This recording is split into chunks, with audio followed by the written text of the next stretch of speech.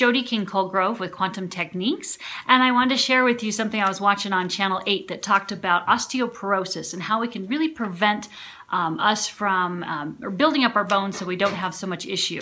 And the couple of things that they suggested that are important is to have good protein, to have a hydrochloric acid in the stomach, and sometimes that gets deficient by different things that we eat. I remember even in college, I was having some digestive issues, and so, the thing that everybody says is, oh, well, you take Tums.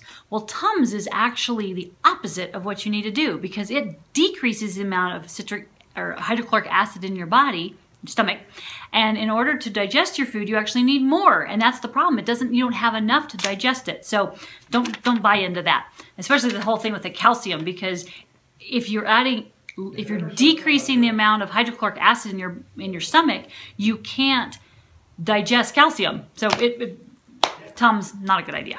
All right, so next thing you can do is take probiotics, and we talk a lot about that as being really important, and the world is today, so definitely do that. And we also suggest that when you have probiotics, make sure that you're taking several different kinds on a different basis. So in other words, one day you take one kind, and the second day you take another kind, the third day you take another kind, and then you repeat with the first one again. And that way your body doesn't have an ability to get used to the same kind and just kind of like dismiss it.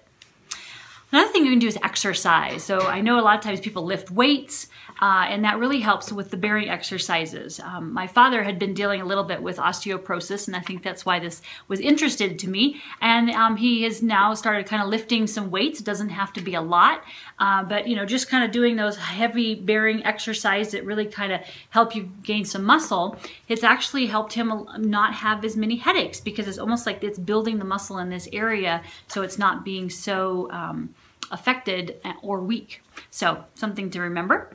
Another thing is calcium, which I just kind of talked about. And there's always a misnomer that, oh, you have to have milk in order to get calcium.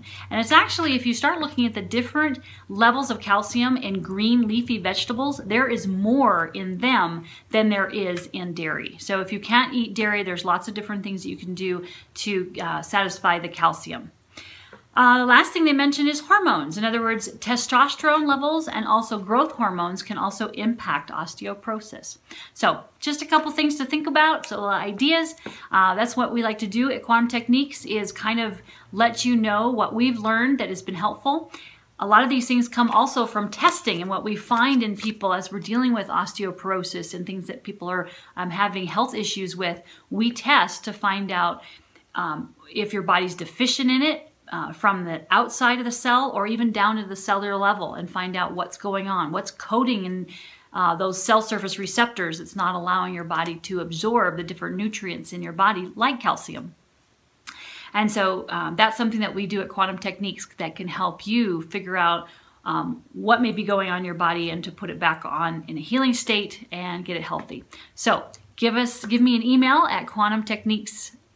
Or our website is quantumtechniques.com. My email is jody@quantumtechniques.com. I'd love to do a session with you to help you get your health and happiness back, especially if you're dealing with osteoporosis. So have a great and blessed day.